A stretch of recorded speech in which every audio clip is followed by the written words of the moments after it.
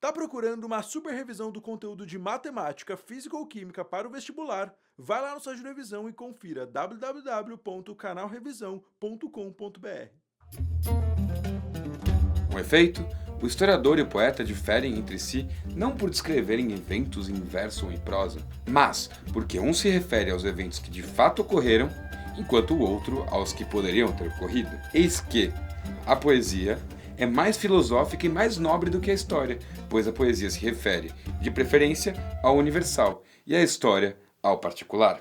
E não sou eu que estou falando, quem está falando é o Aristóteles.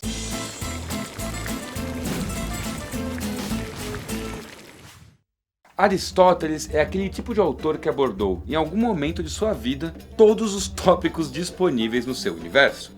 É justo dizer que ele procurou, mais do que qualquer outro filósofo do seu tempo, entender o mundo em toda a sua complexidade. Há relatos de que, mesmo muito jovem, gastava seu suado dinheirinho na construção de uma extensa biblioteca, uma das primeiras cujos volumes eram organizados segundo seus temas e autores. Essa variedade de conhecimentos fica clara quando observamos também o corpo de sua obra, com tratados que vão da biologia e da física à metafísica, à lógica, à retórica e assim por diante. Diógenes Laércio, outro grande nome do pensamento grego, defendia que Aristóteles teria escrito coisa de 445.270 linhas ao longo de sua vida, cuja maioria foi perdida.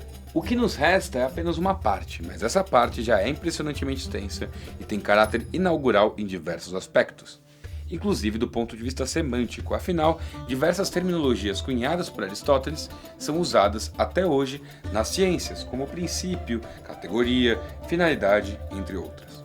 Entretanto, vale lembrar que muito daquilo que o autor estagirita produziu está ultrapassado, especialmente no campo científico, o que é meio que absolutamente natural.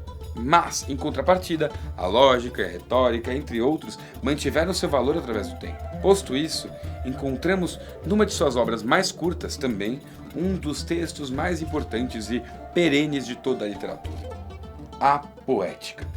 Essa obra pequena, lacunar e incompleta serve até hoje como matéria e orientação na produção artística, especialmente para dramaturgos e cineastas do mundo todo. Mas qual é a razão disso? Do que se trata a poética e qual o motivo de ter sido retomada tantas e tantas vezes ao longo da história? Bom, talvez o primeiro motivo não seja o tema da poética, mas o seu propósito. A poética é uma obra de caráter escolar, escrito para os alunos do liceu. Outro motivo pode ser sua abordagem, que procura um olhar prático e normativo, mas também investiga as origens históricas e filosóficas do texto poético, por isso servindo tanto de manual quanto de material de reflexão de caráter filosófico. Outra razão possível é justamente o objeto a ser estudado, que nunca deixou de ser relevante, esse objeto sendo, a grosso modo, a poesia.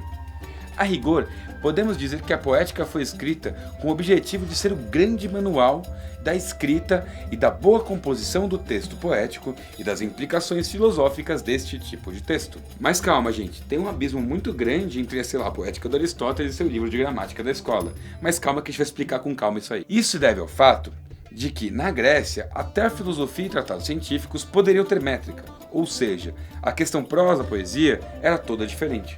Hoje em dia, é comum a ideia rude de que a poesia é sentimental e necessariamente lírica, e que a prosa é responsável por narrativas. Mas isso não faz o menor sentido para um grego, até porque nos primeiros séculos, toda a literatura grega era poética, e suas grandes narrativas são as poesias épicas, ou as epopeias, de Homero, que é um sujeito extensamente citado ao longo do texto de Aristóteles. Poesia, para Aristóteles, então, não é um texto em metro. A essência do texto poético estaria na mímesis. Bom, o que é a mímesis? Esse conceito central no texto da edição que eu usei como base para o vídeo se traduz como mímese. E mímese é, grosso modo, uma representação ou uma imitação. Mas perceba, existem muitas formas possíveis de mímese segundo Aristóteles. A rigor, as artes, como a escultura, por exemplo, operam a partir da lógica da mímese. E, o mais interessante é que, para ele, é algo absolutamente fundamental e natural do humano a capacidade da representação. Contraponto importante à ideia de Platão, por exemplo. Mas isso é coisa para outros vídeos. Na poética, Aristóteles descreve a representação do outro como a principal forma de aprendizado da humanidade. O ser humano, na visão do autor, é o mais mimético de todos os seres. Então, por isso aprendem e por isso apreciam e sentem prazer naturalmente quando veem representações. Daí é uma questão de entender o lugar de cada mímese, como no caso da poética, é a mímese poética.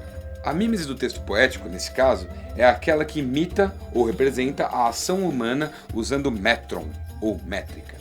Assim fica mais fácil de entender aquele trecho que eu usei para abrir o vídeo. O texto do historiador relata, não representa. Quem representa é o poeta. O que quer dizer que o mitos, história, escrito na forma de um relato, como nos textos de Heródoto, não são poesia, independentemente da métrica. Mas, no caso de uma peça que relata exatamente a mesma coisa, mas por meio de uma representação fantasiosa, por exemplo, é poesia. Isso se refere a todos os modos de poesia que ele conhecia. A épica, a ditirâmbica, a nômica, a tragédia e a comédia. Para Aristóteles, em que pese haja especificidades interessantes em cada texto poético, a mais sofisticada seria, sem dúvida alguma, a tragédia. Inclusive, o livro Poética dedica-se quase todo à tragédia. Acredita-se, inclusive, que o livro 2 seria sobre a comédia, mas que ele foi perdido ao longo da história. De qualquer forma, a comédia era menor que a tragédia, pois faria mímese de comportamentos baixos e mundanos. A tragédia que, por acaso, usa do material que os gregos acreditavam ser sua história, os mitos, não como foram, mas da forma que eles poderiam ter sido. Então, recapitulando, arte é mímese, pois é representação da ação humana. Mímese é algo inato do humano, nossa forma de aprendizado e entendimento do mundo. Então ele é prazeroso e natural, belo e ético. A mímese poética é um tipo sofisticado de representação em métrica. Então, a poesia é fundamental para o aprendizado, portanto, sua importância não é só estética, como também política e moral. A grande diferença entre a história e a poesia reside no fato de que a poesia é intrinsecamente maior, porque, por meio da representação dilatada da história, como poderia ter sido, alcança uma amplitude filosófica muito maior. A história trata do particular, a poesia do universal. Então, para um historiador, por exemplo, Édipo é a história de um rei de Tebas.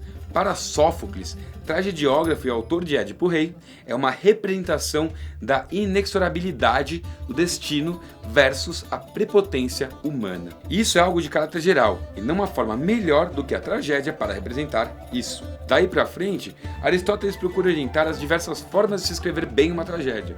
Um verdadeiro professor de roteiro. Inclusive, leitura obrigatória para a galera de cinema. Bom, outra questão importantíssima é a da catarsis. Então, vamos responder essa outra pergunta. O que é catarsis? Bom, primeiro vamos traduzir para catarse, que é a sua variação na língua portuguesa. Catarse tem alguns significados. Para a psicologia, por exemplo, é uma espécie de alívio de emoções negativas a partir da elaboração psíquica deste objeto de sofrimento. Para algumas religiões, a catarse é um processo de purificação da alma. Para as artes, hoje em dia, catarse é a realização de um ímpeto do artista, se realizando nas emoções de quem aprecia sua arte. Para Aristóteles, é um pouco de tudo isso. Tem a ver com cura, realização, purificação e estética, pois a catarse causada pela tragédia é o mecanismo da purificação da alma do público e de suas agonias. O terror, o medo e a piedade que vivenciamos ao assistir a tragédia de Édipo nos ajuda a elaborar e a purgar estes sentimentos que estão presentes na vida de todos. A boa tragédia é aquela que nos permite chegar a esse processo de cura e a essa universalidade. Não é à toa que, aos olhos de Aristóteles, a tragédia é o maior gênero poético, pois é nela que se encontra o aprendizado da mímese, o debate moral e cívico e o potencial de cura das agonias fundamentais para o sujeito de seu tempo. E não é difícil perceber realmente como até hoje, nas artes, especialmente dramáticas, há a procura de levar o público às catarses e aos debates públicos. Olha só, ainda no século V a.C., Aristóteles já tinha sacado que a arte é para dentro e para fora, é política e é estética, e é educação, mas também é cura. E é isso aí, galera. Espero que vocês tenham gostado desse vídeo. Se você gostou, dá seu like. Se você não gostou, explica pra gente porque a gente não gostou. Se inscreve no canal, compartilha, manda pra todo mundo, manda pro seu professor de filosofia, manda pra aquele seu amigo que quer fazer faculdade de cinema, sei lá. Se você quiser consumir o nosso conteúdo de outras formas, você pode olhar o nosso podcast, que está linkado aqui na descrição.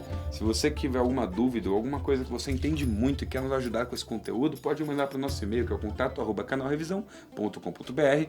E além disso, se você tiver interesse em nos ajudar de uma forma mais direta, nós temos um financiamento coletivo que ajuda a gente a manter o canal, que é o apoia.se/canalrevisão. E bom, é isso aí, galera. Espero que vocês continuem gostando do nosso conteúdo e é nóis. Falou!